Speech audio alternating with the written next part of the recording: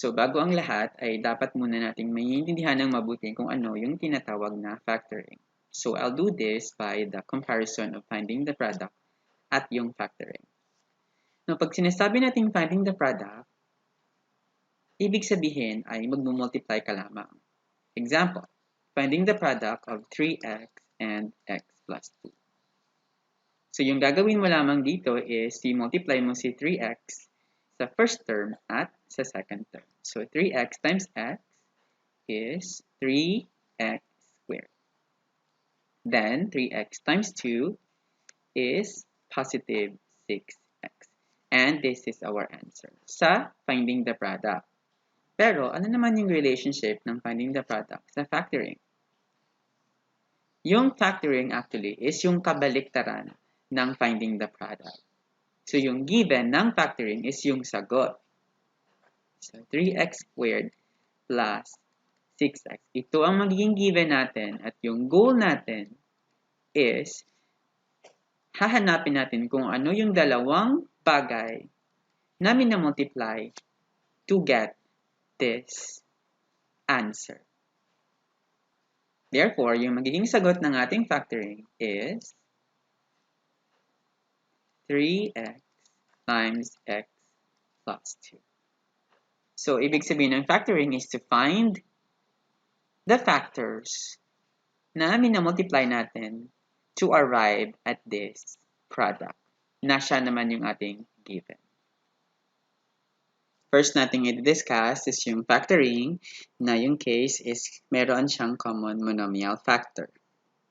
So, number 1, yung given natin is 2x plus 6 at meron na akong nilagay kaagad na sagot which is 2 open quantity x plus 3 close quantity.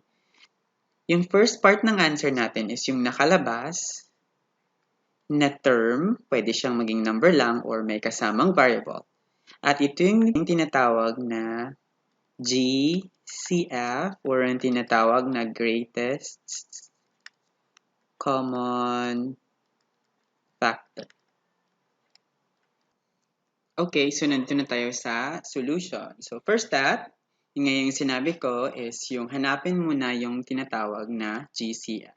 Start muna tayo sa GCF ng numbers. So between 6 and 2, mag-isip ka ng number, pinakamalaking number, na pwedeng ma-divide sa kanya si 6 at pwede ring ma-divide sa kanya si 2. Tip, hindi pwedeng tataas sa maliit na number yung GCF ng numbers. So mag-isip ka lamang ng number na 2 or pababa sa kanya. So let's start with number 2. Yung 2 pwede ba ma-divide sa sarili niya? Yes. Yung 6 pwede bang ma-divide sa 2? Yes. So yung GCF ng ating number 1 ay 2. And magligay ka ng parentheses. Kasi nga, di ba, minumultiply ito to get that given. So, syempre, dalawang term din yung nasa loob. Now, paano natin malalaman kung ano yung first term at second term sa loob ng ating remaining factors? Simple.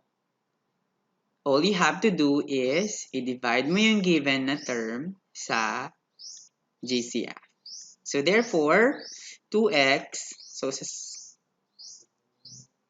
therefore, sa scratch paper mo na ito gagawin na.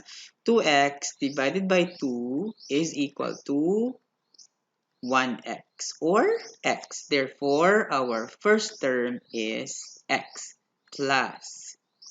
Now, dito naman tayo. 6 divided by 2.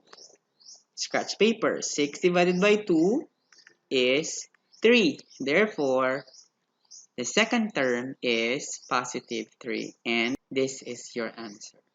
Diba? Magkapareho sila. So, that's example number 1. Number 2. Let's say, meron tayong 4x plus 10. Okay, so again, first step, hanapin kung ano yung greatest common factor ng first term at second term. Okay, solution. So, ano yung pinakamalaking number na pwede kong i-divide kay 10? At pwede ko rin i-divide kay 4. Okay, so punta ka kagad sa maliit na number. 4. Ang 4 ay pwedeng ma-divide sa 4 sa sarili niya, tama. Pero yung 10, hindi pwede ma-divide sa 4. So, balik tayo pababa. Our GCF is 2. Then maglagay ka na ng open and close parenthesis. At hanapin na natin yung first term at second term sa loob nito.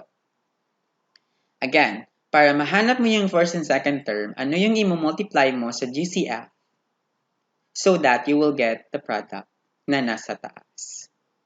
In short, yung 4x at 2 ay pwede mong i-divide para makuha yung first term. So, 4x divided by 2 equals 2x. Therefore, yung sa loob is 2x. Now, dito, second term, ano yung i-multiply ko sa 2 sa loob ng ating parenthesis so that ang magiging sagot ay 10. The answer is 5. Or pwede din na i-divide mo yung number na sa second term sa given sa ating GCF. So, 10 divided by 2 is 5. So, dalawa yung process.